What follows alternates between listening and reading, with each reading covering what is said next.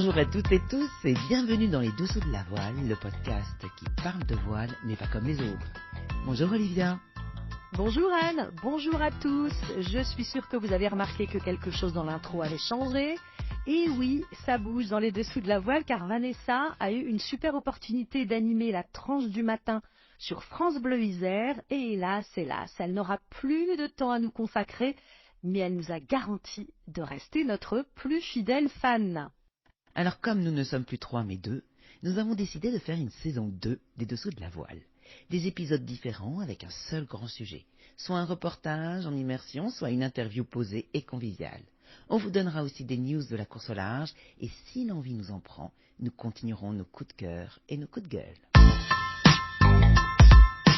Pour ce premier épisode de la saison 2 des Dessous de la voile, nous avons voulu vous présenter un skipper peu connu du grand public finalement, mais bien connu du landerneau de la voile et dont on va beaucoup entendre parler ces prochaines années. Il s'agit de Quentin Delapierre, 31 ans, le skipper du team français pour la Coupe de l'América qui se déroulera à Barcelone en 2024.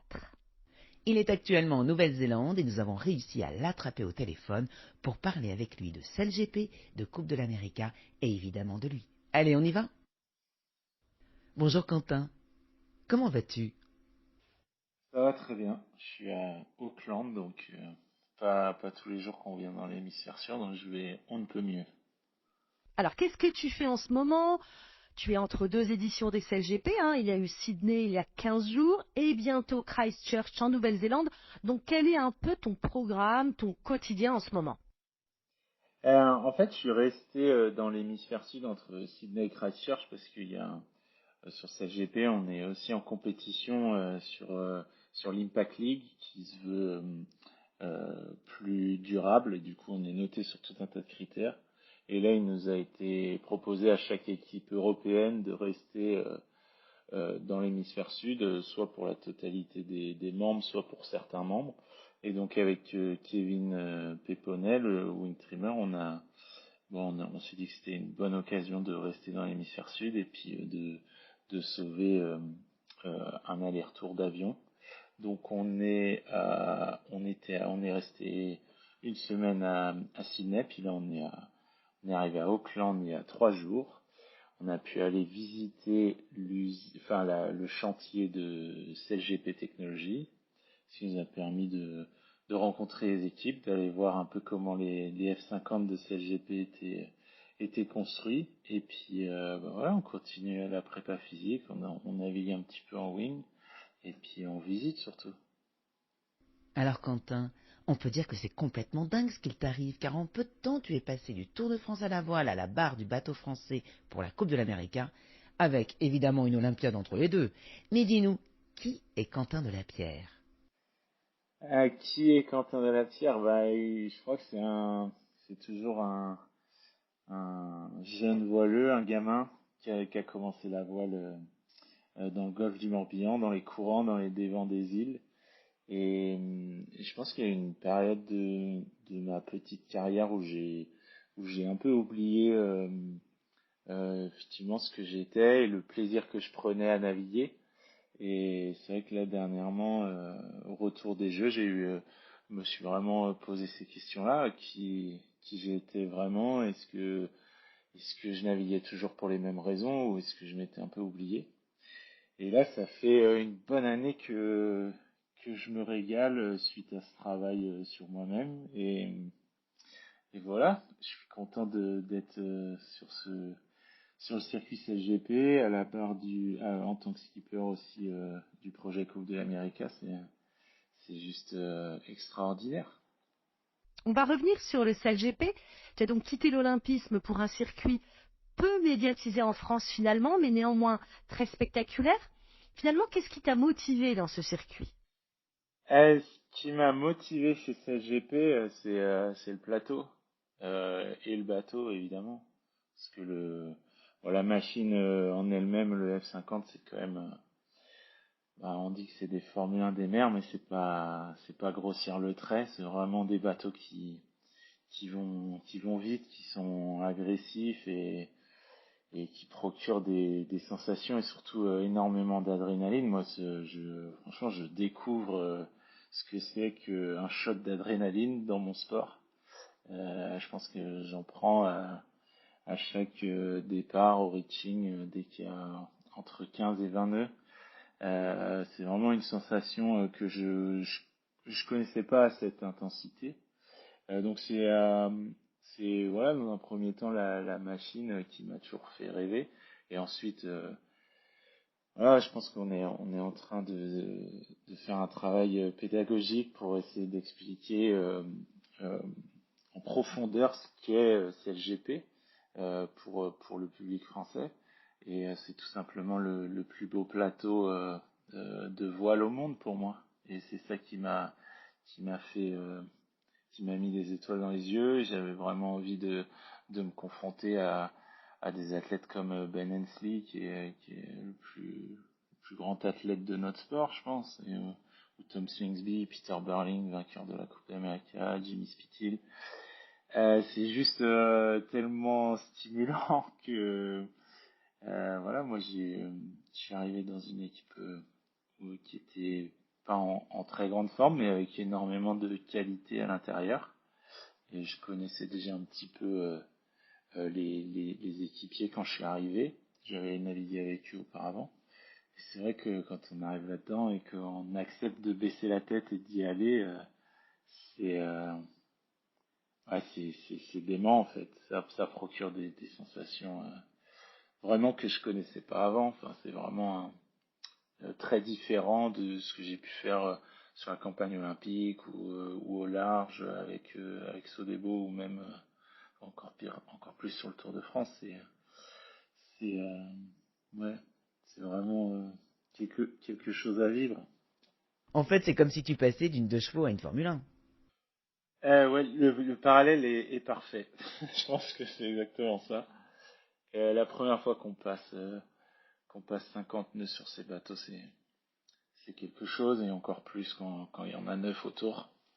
Là, ça demande vraiment au début, je pensais que ça demandait de la concentration, mais en fait, je pense que ça demande énormément d'instinct, parce on peut pas être concentré tout le long d'une course sur un F50. Et à un moment donné, je pense qu'il faut un peu lâcher prise, et puis laisser faire sa tête, ses mains, ses pieds, et puis laisser aller le bateau un peu, parce que sinon on est trop crispé et on fait des grosses boulettes. Et donc voilà, c'est sûr que par rapport à ce que je faisais avant, ça va, je dirais à peu près au moins 2 fois plus vite.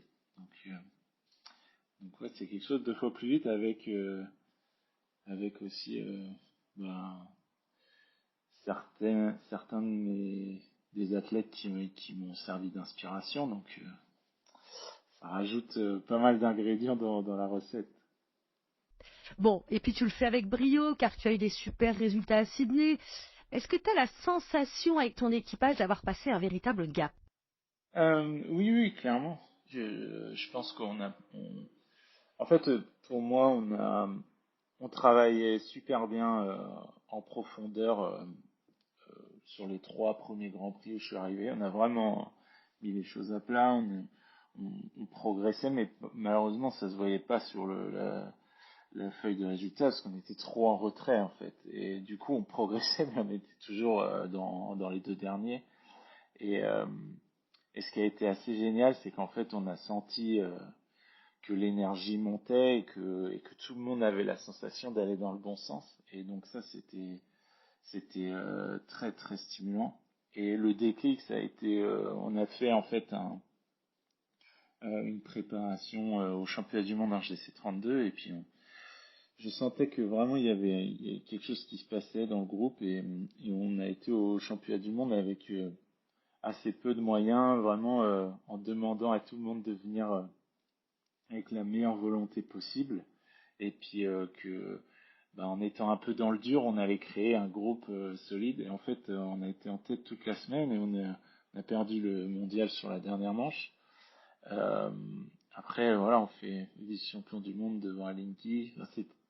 En soi, j'ai senti que ça avait vraiment fédéré le groupe, Et à partir de là, on a commencé à vraiment passer à la caisse sur CLGP. Et tout ce qu'on avait mis en place, toutes les bases qu'on avait mis en place, en fait, tout le monde y croyait profondément.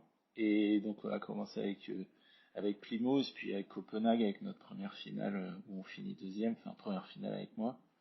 Et puis voilà, jusqu'à Sydney, je crois on est une des deux meilleures équipes, je pense, depuis Copenhague. Donc non, non, c'est assez génial. Et puis, je pense que j'ai énormément aussi de chance parce on a vraiment des gens déjà d'une très talentueux, des gens comme François Morvan, Kevin Péponnet évidemment, Mathieu Vandamme, Olivier Arlédan, Timothée Lapeau, puis Amélie Rioux et Manon Dinet.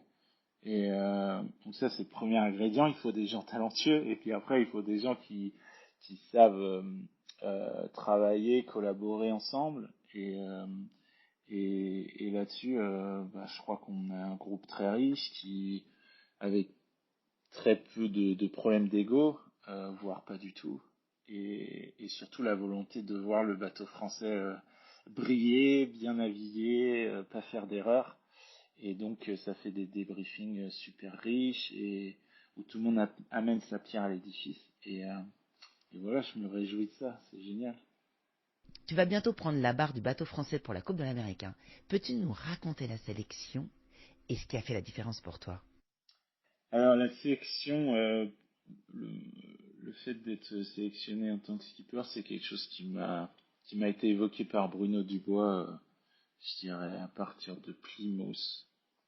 Et je pense que j'étais dans une phase de test, j'étais dans un incubateur de test. Et donc Bruno m'a donné des objectifs assez élevés, dont certains on avait établis ensemble. Et puis je pense qu'il m'a vu évoluer avec le groupe, essayer d'amener ma patte à, à notre manière de naviguer. Et après, en fait, on gagne le Grand Prix de Cadix et je sens que là, il commence à être de plus en plus serein sur son choix de me proposer d'être skipper. Et puis après Dubaï, vu qu'on réédite une belle performance, il m'annonce que je vais être skipper de la prochaine Coupe de l'Amérique pour le Challenger français, ce qui est quelque chose d'assez extraordinaire dans la vie d'un voileux. C'est un sacré challenge. J'imagine un peu de pression tout de même. Non seulement tu prends la barre du bateau sur le CLGP et en même temps tu vas être skipper pour la Coupe de l'Amérique. Pardon, c'est hyper fort. Ah ouais, alors c'est marrant, on me dit souvent ça. On me parle souvent de la pression et en fait, quelque chose qui m'a pas mal nourri ces derniers temps, c'est que quand on a de l'ambition, quand on veut accéder aux meilleurs championnats, concourir contre les meilleurs, et en fin de compte, la pression, c'est livré avec, quoi. Donc il faut essayer, il faut essayer de s'en accommoder parce que de toute façon, s'il n'y a pas de pression, c'est jamais bon signe. Ça veut dire qu'on n'est pas dans les meilleurs championnats.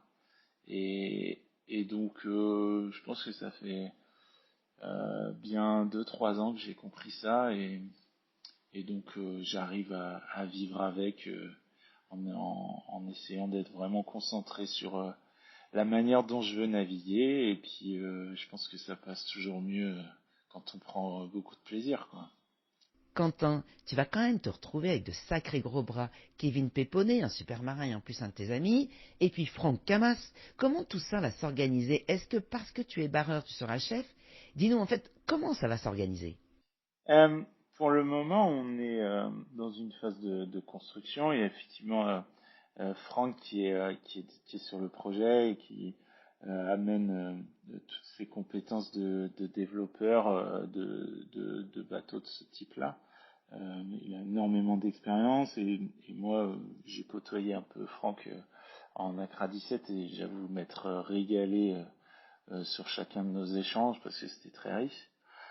Donc ça, je pense que c'est déjà le fait que Franck soit dans le projet, c'est un très bel atout.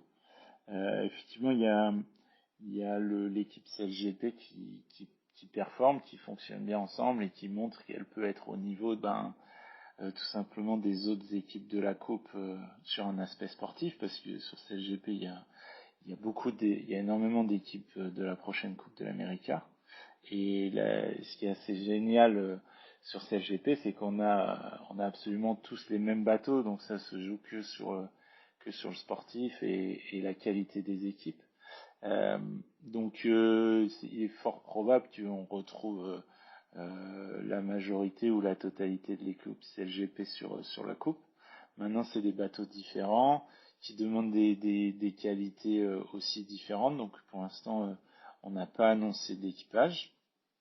Et on est en train de, notamment Franck, Benjamin Muil, ils sont en train de vraiment faire des fiches de poste pour voir quelles vont être les qualités dont on a besoin sur le 75 pieds. Voilà, je pense que effectivement quelqu'un comme Kevin Péponnet, au-delà d'être un très bon ami, je pense que c'est quand même un compétiteur et un marin exceptionnel. Et je pense que c'est le genre de personne qui a toute sa place sur un projet Coupe de l'Amérique. Et dis-moi, Quentin, est-ce qu'on peut avoir un scoop? Est-ce qu'il y aura une femme à bord sur la Coupe de l'Amérique du bateau français? Vous ne pourrez pas avoir de scoop, parce que je n'ai pas la réponse. Quand vas-tu lâcher le Circus LGP pour te consacrer à la coupe? Je ne vais pas lâcher le Circus LGP. Non, alors en fait c'est assez clair dans mon esprit et celui de Stéphane et Bruno, je pense. C'est c'est vraiment deux circuits euh, distincts. Euh, on fait souvent la comparaison. Pour nous, CLGP, c'est vraiment la Ligue des Champions, et puis la Coupe, c'est la Coupe du Monde. Ça arrive une fois tous les 4 ans. Par contre, enfin, on va dire que une équipe de France de sport collectif, si elle fait pas la si elle a pas dans son équipe des athlètes qui font la Ligue des Champions, il y a très peu de chances qu'elle performe. Et ben là, c'est exactement la même philosophie. On a besoin en fait de briller sur CLGP pour pouvoir performer aussi sur la Coupe de l'Amérique. Et l'un ne va pas sans l'autre. Je pense que c'est deux circuits très complémentaires. Enfin, mon intime conviction, c'est que les deux, en termes comment dire, d'intérêt sportif sont au même niveau dans mon esprit, parce que certes CLGP est plus jeune, mais quel plateau il y a sur CLGP, quoi. C'est juste dément. Et puis évidemment la Coupe de l'Amérique, plus vieux trophée sportif au monde, c'est quelque chose d'incroyable, et d'autant plus pour un Français qui est voilà, c'est quand même une compétition dans laquelle on a du mal à briller, à performer. Donc voilà, moi dans mon esprit, je suis aujourd'hui à la tête des deux plus beaux projets que je puisse espérer, et j'ai juste envie de me mordre dedans et de m'engager à 300%. Alors, tu voyages énormément avec le Circus LGP, mais est-ce qu'à un moment, tu vas te poser à Barcelone, là où aura lieu la Coupe? C'est probable, parce que Barcelone a des conditions de mer très exigeantes pour ces bateaux-là, avec un peu de clapot, par moment de la houle, et puis surtout la spécificité de Barcelone, c'est que le vent, il n'y a pas forcément la mer du vent, c'est-à-dire que ça peut souffler au large, ça amène une grosse mer, et pour autant il y a entre 5 et 10 nœuds. Et c'est vrai que sur ces bateaux-là, ça va être quelque chose de très compliqué à gérer. Les bateaux volants, généralement, ça aime pas les vagues, ça aime plutôt la mer plate. Donc je pense qu'on va vite se déplacer sur Barcelone. Maintenant, c'est des décisions d'équipe qui sont pas encore prises. Mais je pense qu'on pourra pas y couper, parce que on pourra vraisemblablement pas retrouver des états de mer comme il y a à Barcelone. Arrives-tu à te poser de temps en temps? Et si oui, qu'est-ce que tu fais pour t'aérer la tête en dehors de la voile? Euh, Évidemment que j'arrive à me poser, et je dirais que c'est essentiel, parce que on peut pas être en tout cas moi je sais pas être à 300% tout le temps. Donc c'est ce qui me permet en fait de recharger. Je fais énormément de windfall, je fais beaucoup de vélo aussi. J'ai une famille, j'ai la chance d'avoir une famille qui est très soudée, donc je passe pas mal de temps avec eux. Et puis voilà, je pense que ça me permet d'arriver vraiment avec un influx nerveux au maximum pour mettre tout ce que j'ai dans le bateau et puis essayer de performer. Mais ouais, j'ai essayé à un moment donné euh, par le passé d'être à 300% tout le temps et je pense que ça ne marche pas. Ou alors partiellement, pas sur le long terme. La Coupe de l'América, c'est un peu le Graal, hein. Est-ce que tu te dis, je suis jeune et j'ai encore plein de projets à faire après, ou est-ce que tu n'y penses pas et que c'est la coupe, la coupe? Et je suis pas quelqu'un qui me projette. Au contraire, j'adore vraiment être dans l'instant et essayer de savourer et puis surtout d'être concentré sur ce que je fais pour essayer de le faire au mieux. Et voilà, je pense que la coupe est en train de se construire pour orienter Express Team et c'est vrai qu'on tant que je suis pas les deux pieds dedans sur l'opérationnel, je vais finir cette saison sur CGP parce qu'on a quand même une belle place en finale à jouer et ça demande pas mal d'énergie et de concentration. Et voilà, quand la coupe va arriver, je vais être au taquet sur les deux et je vais pas me projeter plus loin qu'à 4-5 mois, je dirais. On a vu qu'il y a une grosse tempête en Australie pendant le Grand Prix des CLGP. On a vu des photos incroyables. L'épreuve a été arrêtée, des bateaux ont été abîmés. Où en est l'épreuve aujourd'hui et dans quel état est le bateau français? Alors nous, je sais pas, on avait une belle étoile parce qu'on a tout simplement rien eu. En fait, on a été très chanceux. Notre bateau, il était au mouillage. Donc les F50, quand ils sont au mouillage, en fait, on vient tirer le mouillage sous le bateau avec les winches. Donc vraiment, le bateau, il est plaqué sur l'eau. Et donc là, au final, ça n'a pas été très fort. C'était surtout très tourbillonnant avec les gratte-ciel. Et donc notre bateau, il a absolument rien eu. Donc il va être dans le même état à Christchurch qu'il était à Sydney. Et par contre, je crois qu'il faut saluer la capacité de réaction de CLGP Technologies et du tech team de CLGP parce que on sera vraisemblablement une flotte complète à Christchurch qui est juste hallucinant parce qu'il y a eu quand même énormément de dommages et puis ouais, enfin, il y a eu des dommages matériels, mais il y a aussi des gens qui ont été évidemment marqués psychologiquement. C'était quand même très très violent. Je pense que c'est violent sur les images, mais sur place, c'était avec le son en plus, c'était vraiment par moments franchement terrifiant. On s'est quand même tous réfugiés dans les containers. Et donc voilà, franchement, c'est juste une ligue hallucinante là-dessus. Ils sont capables de faire des choses hors normes et je crois qu'il y a énormément de, de force comment dire, de ressources humaines sur CGP, des gens qui sont à fond et c'est incroyable ce qu'ils vont réussir à faire pour Christchurch. Bon, allez, dernière question, Quentin. C'est quoi ton pire défaut? Parce que là, on voit que des qualités depuis le début de l'interview. Je suis râleur. J'essaye, je suis en comment dire, je suis en thérapie depuis de longues années. Mais je progresse, je pense que je progresse. Par moments c'est un moteur, mais par contre d'autres moments je peux être un peu fatigant. Et qu'est-ce qu'on peut te souhaiter, Quentin? Une victoire, une grosse victoire sur le 7GP 2023? Ah, exactement, c'est le mieux que vous pouvez me souhaiter. Si on fait ça, la suite va dérouler parfaitement.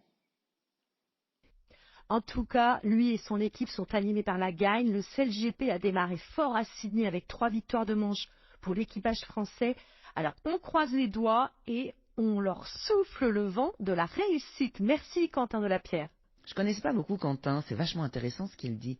On va le suivre et je pense qu'il va aller loin. Alors pour les news, une belle annonce vient de tomber, celle du skipper de l'Ocean 50, Viabilis Océan.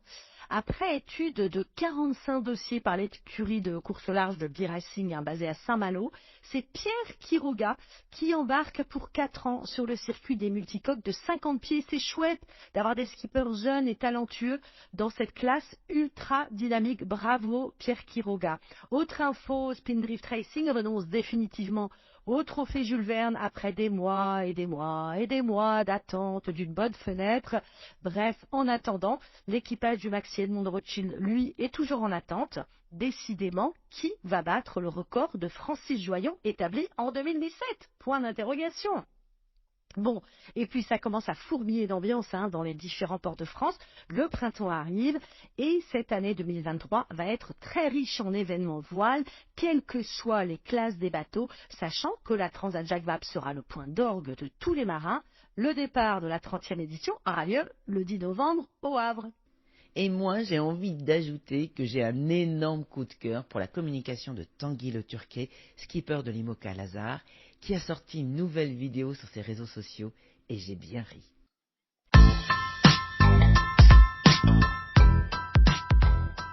C'est la fin de ce premier épisode de Nouvelle Formule. Merci de nous avoir suivis. Merci à notre invité Quentin Delapierre et surtout, dites-nous ce que vous en avez pensé. Merci Yann, à très vite et à très vite Vanessa. Bye bye. Merci à tous et à tous et rendez-vous dans 15 jours. Vous pouvez nous écouter sur toutes les plateformes de podcast. Partagez-le, parlez-en autour de vous. Et puis, vous savez qu'on aime les messages, alors n'hésitez pas à nous en laisser sur Facebook, Instagram ou Twitter.